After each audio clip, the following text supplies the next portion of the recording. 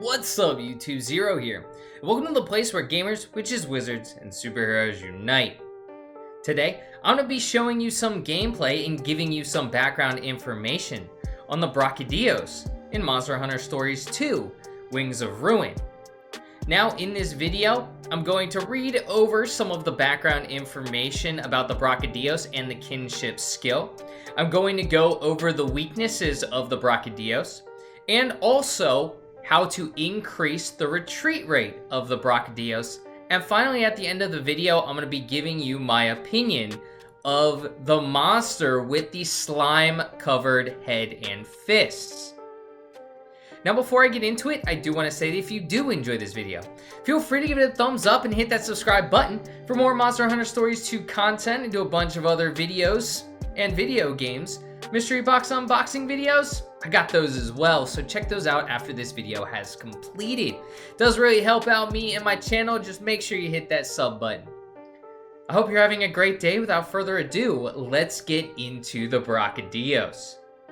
Now, the Brachydios, as you can see, is covered with slime on its forehead and fists. It does have a couple of slime moves that we will talk about a little bit later, but first, let's talk about the background.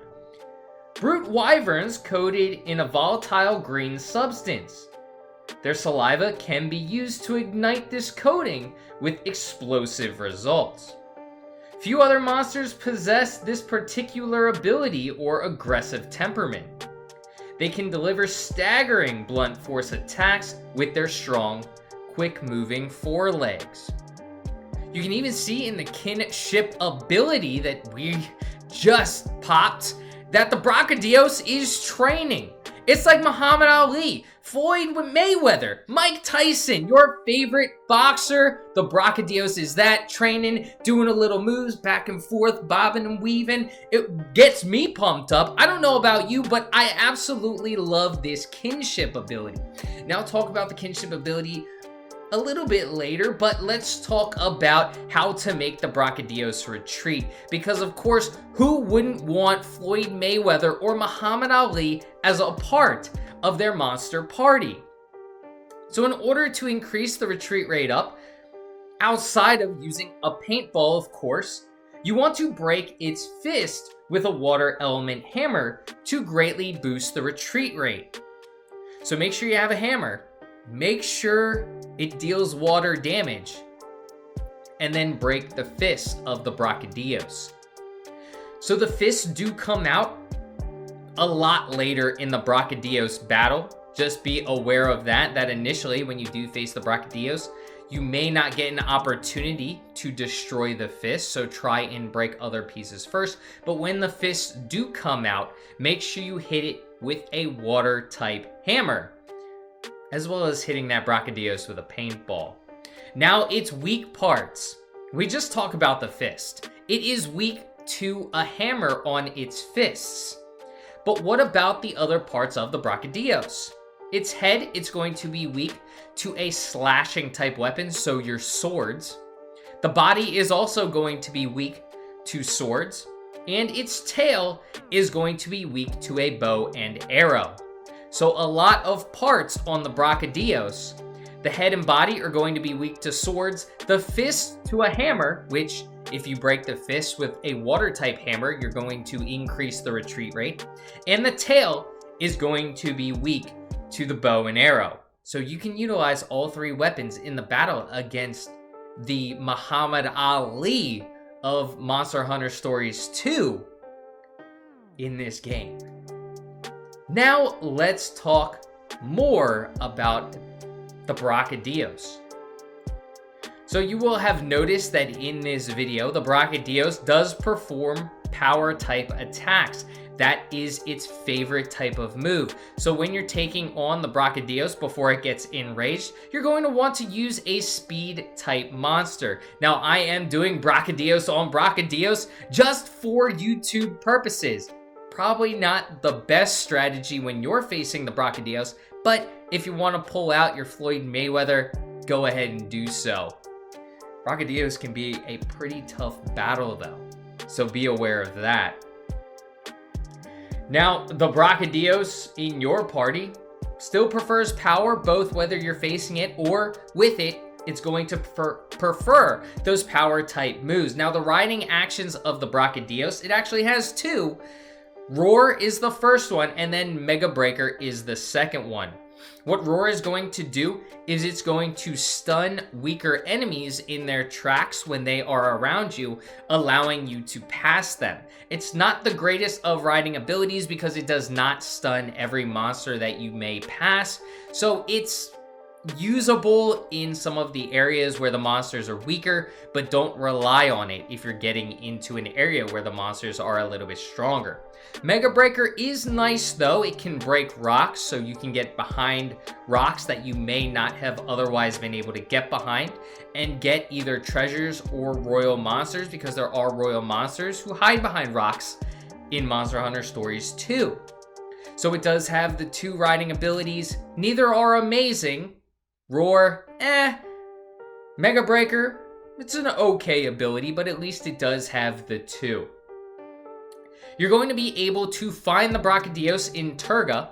After you defeat the boss, it's going to show up in Turga, just spawn right in Turga, and it's going to be pretty much right in front of you. It's a pretty easy egg to find after you do spawn it. If you are looking for the egg though, it's going to be a blue egg with some green. You notice the green on the Brachydios' fists and head. It's going to be that green in kind of these lightning bolt patterns and a blue eggshell. So it's going to be almost colored like the Brachydios, a little bit lighter blue, and then it's going to be green lightning bolts like the Brachydios. So just be aware of that if you are in rare monster dens, you come across that egg. But again, it is an easier monster after you defeat the boss to just show up, spawn in Turga. It's most likely going to be there if you haven't defeated it recently, and you can make it retreat with what we talked about earlier, a water hammer breaking the fist and a paintball. Now the Brachy Blow. This is where you get to be like Rocky. Rocky Blow, get it? Back and forth, Rocky, Brocky. It rhymes. Maybe we could come up with a rap. Anyone have a rap with Brocky? Chilling with my Brocky, acting like Rocky. That's right, that's about the best of rap you're gonna get out of me, but write it. Let's write that song together. Let me know in the comments section what you think. Anyway, the Brachy Blow. The power behind those behemoth fists and devastating technique is the result of grueling training. One blow from this Brachydios and it's lights out.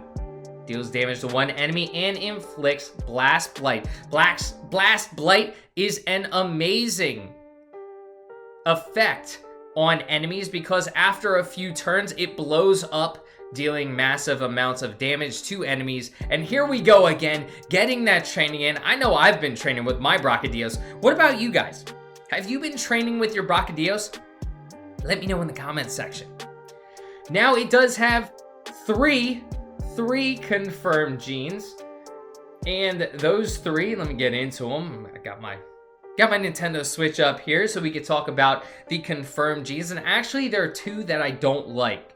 But anyway, we have the Tackle gene, which is just a non-elemental attack. It deals medium non-elemental damage to all enemies. We have the Slime gene, which is medium, which is going to Slime Stomp. Deals light fire damage to one enemy. Low chance to inflict Blast Blight.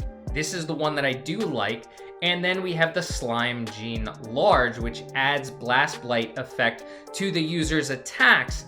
But it's an active move, it's not a passive move, which means you have to call it in, and it only lasts for 3 turns. So I don't like wasting a turn to add Blast Blight. I'd rather just have the attacks that add Blast Blight. So I don't really like that move. So the only one I really do like is the Slime gene Medium, which is going to deal light fire damage to an enemy and a low chance to inflict Blast Blight.